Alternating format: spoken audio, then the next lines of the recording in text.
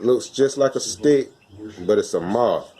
When Saboth, the son of Vanderbilt, heard the voice of Pistis, What a camouflage.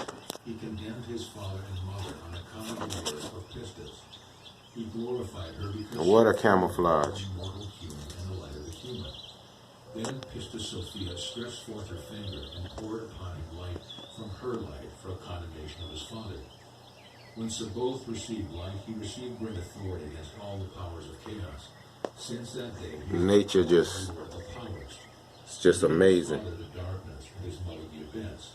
He loathed his sister. Just the camouflage. The one who moves up to and fro. over You would the think it was a stick. On account of his light, all of the authorities of chaos were jealous of him. Gotta love nature. He made a great war in the seven heavens.